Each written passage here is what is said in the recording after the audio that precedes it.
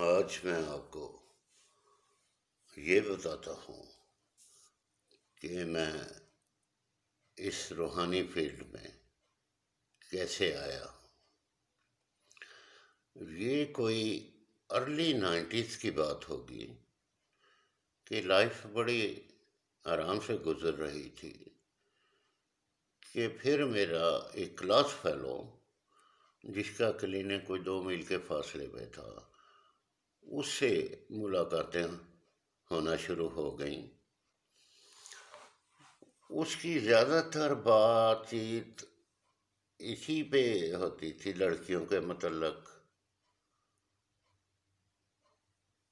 اسی طرح کی باتیں، اور اس کی کمپنی کا اثر کچھ مجھ پہ بھی آ گیا اور مجھ سے بھی چھوٹی چھوٹی کوتاہیاں ہونے لگیں جس کا مجھے بہت افسوس ہوتا تھا.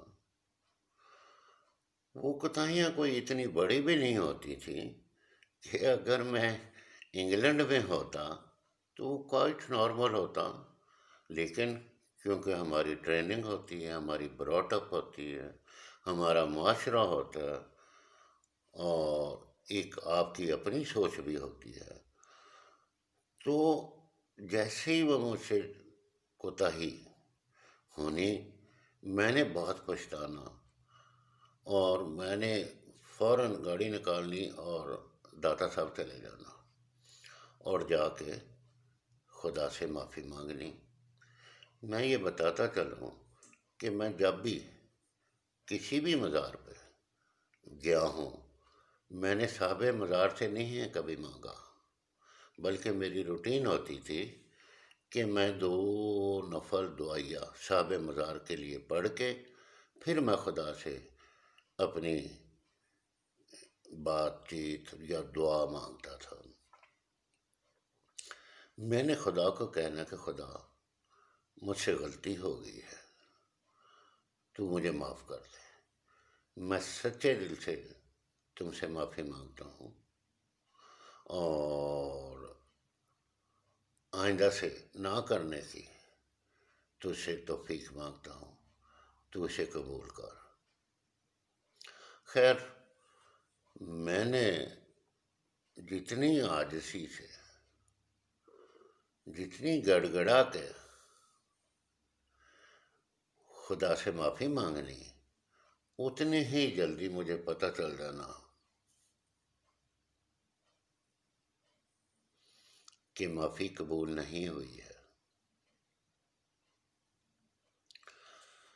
خیر، یہ سلسلہ کچھ عرصہ چلتا رہا.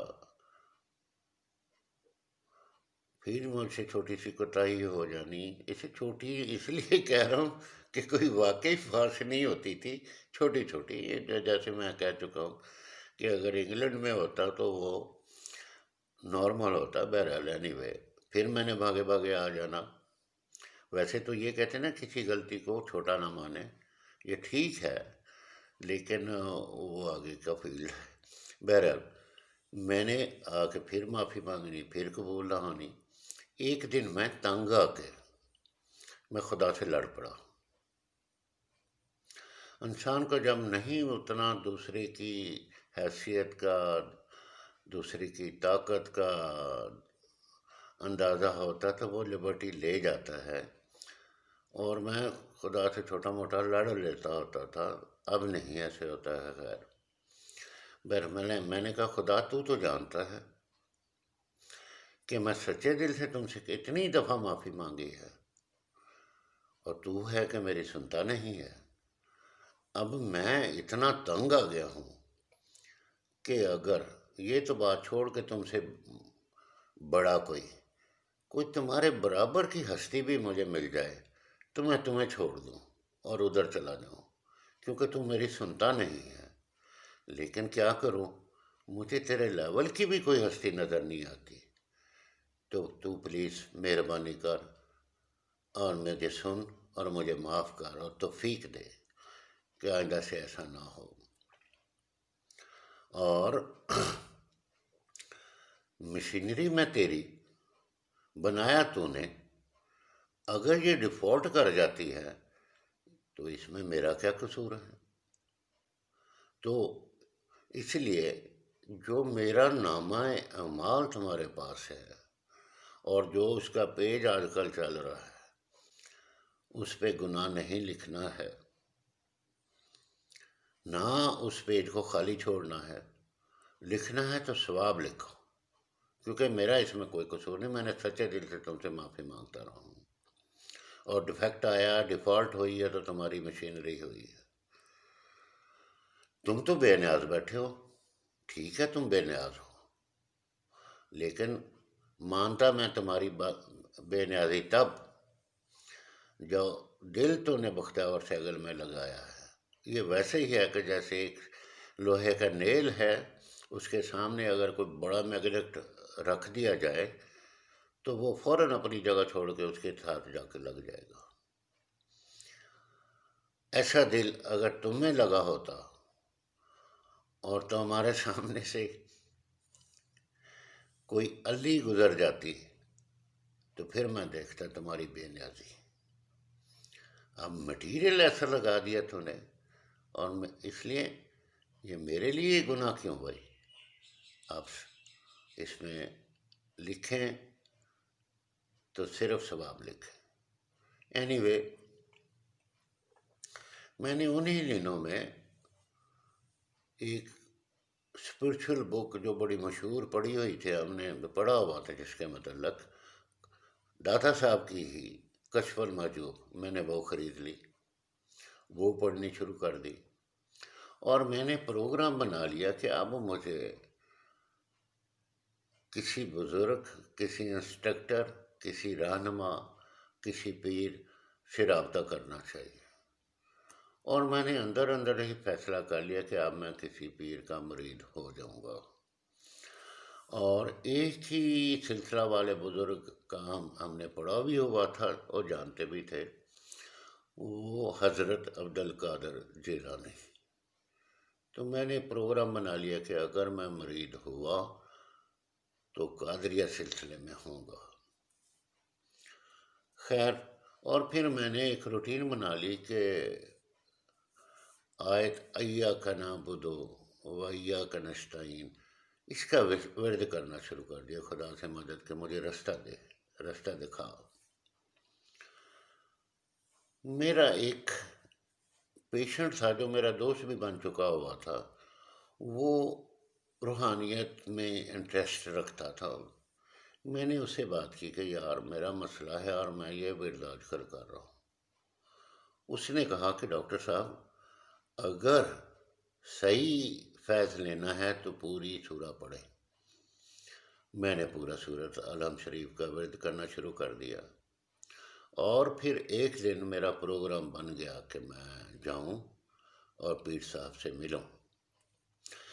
پیر صاحب کو میں کسی کو نہیں جانتا تھا، بلکہ میں پیروں فقیروں کے خلاف تھا، یہ داڑھی والے مولویوں کے بھی خلاف تھا۔ مجھے یاد ہے کہ ایک دفعہ فیصل ہاسٹل کے فرسٹ فلور پہ میرا کمرہ تھا، اور باہر کھلنے والے فیس کرنے والے برآمدے میں کچھ دوستوں کے ساتھ کھڑا تھا کہ سامنے سے مولوی سے گزرے داڑھیوں والے، کوئی بات ہوئی تو میں نے کوئی کانٹیکٹ ہی شو کی، غصہ سا شو کیا۔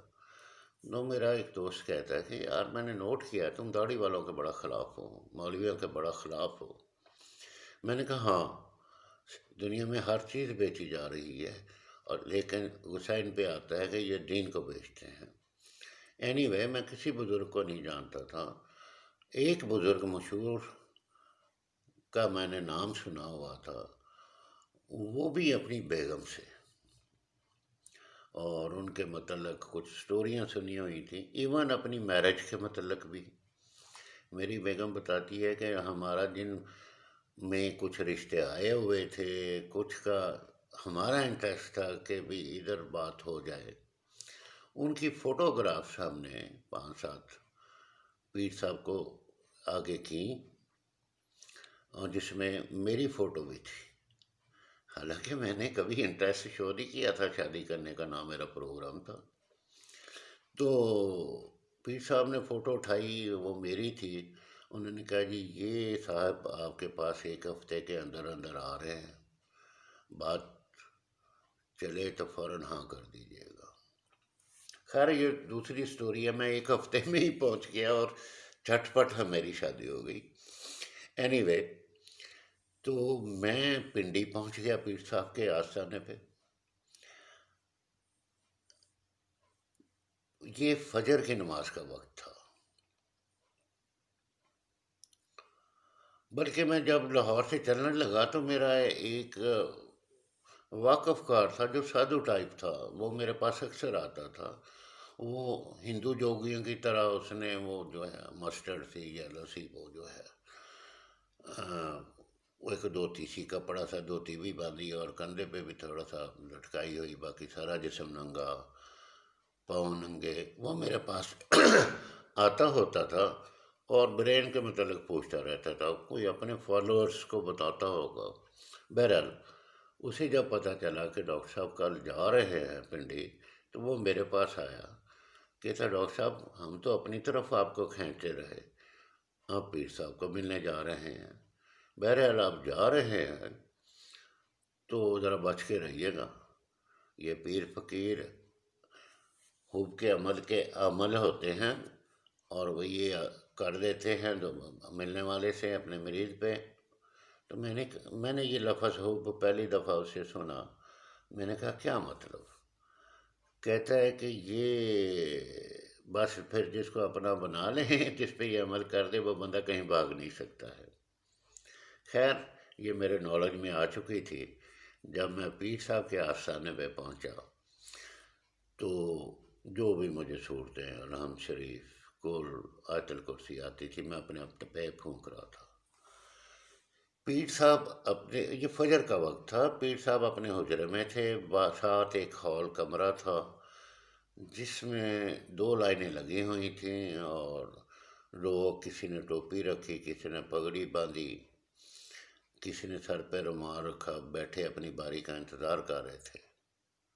میری اس وقت بڑی بڑی مونچھیں تھیں، میں کیونکہ ان ریچولز کو نہیں جانتا تھا اس لیے سر پہ میں نے کچھ نہیں رکھا۔ میرے پاس ایک شال تھی جو میں نے دونوں کندھوں سے لٹکائی ہوئی تھی، یعنی فرنٹ اوپن اور بیک کورڈ۔ میری جب باری آئی تو میں حجرے میں جب پہنچا ہوں، حجرہ کیا تھا، ایک چھوٹا سا کمرہ تھا جس میں وال ٹو وال کارپیٹ ہوا تھا اور سینٹر میں جائے نماز پڑھی ہوئی تھی، اس پہ پیر صاحب بیٹھے تھے، ان کے ساتھ ہی پاس ہی ایک صندوقچی عرضی نبیسوں جیسی والی وہ پڑی ہوئی تھی، سامنے دیوار پہ کارپیٹ لٹکا ہوا تھا جس پہ خانہ کعبہ کی تصویر تھی۔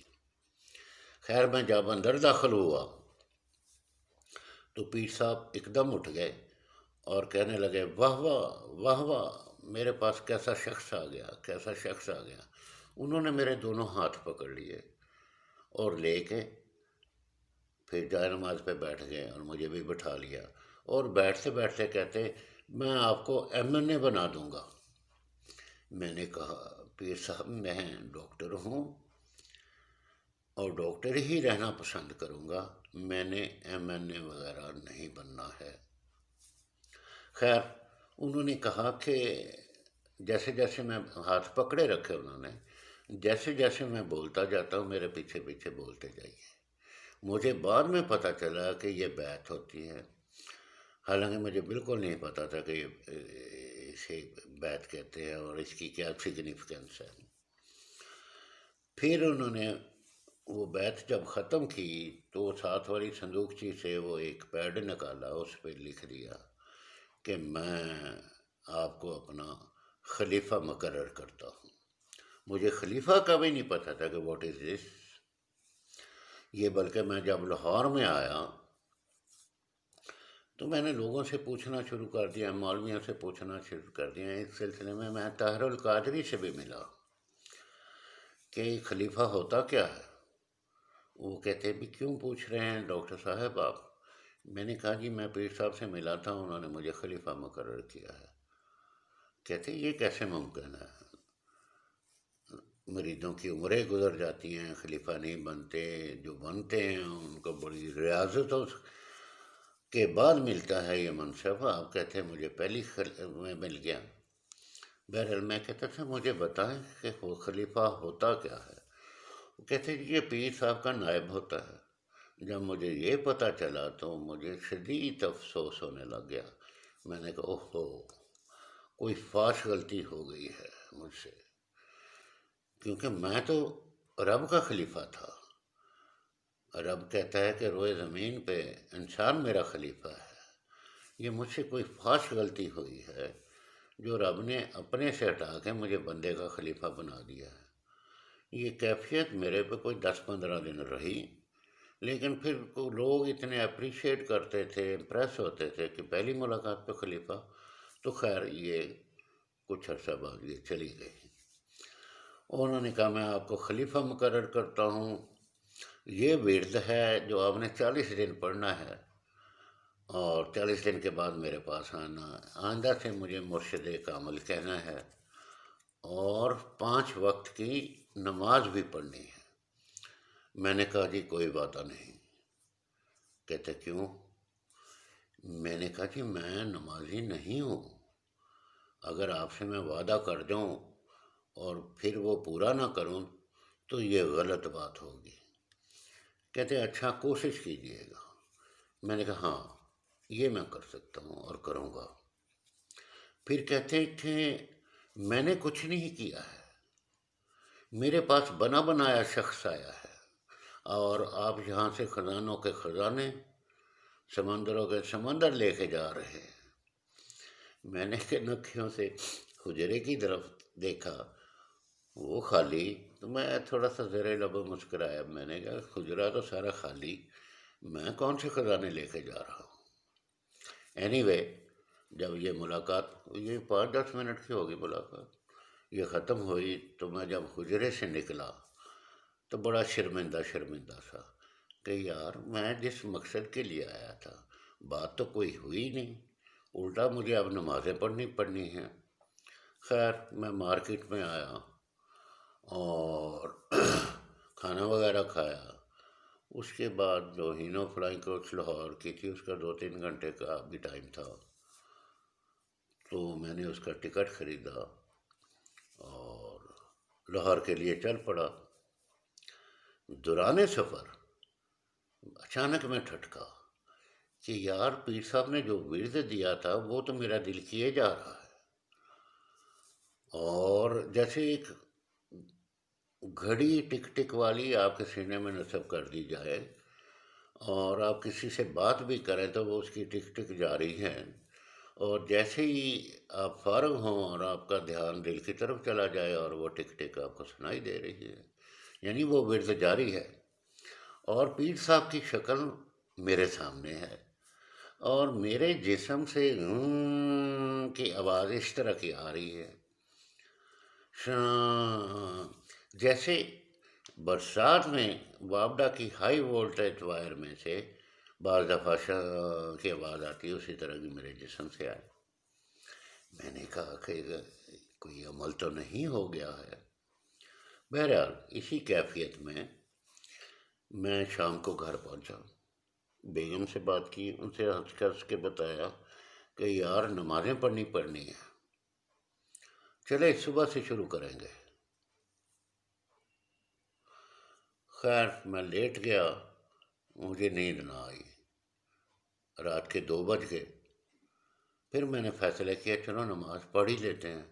نماز پڑھی تو مجھے نیند آ گئی۔ باقی آئندہ ویڈیو میں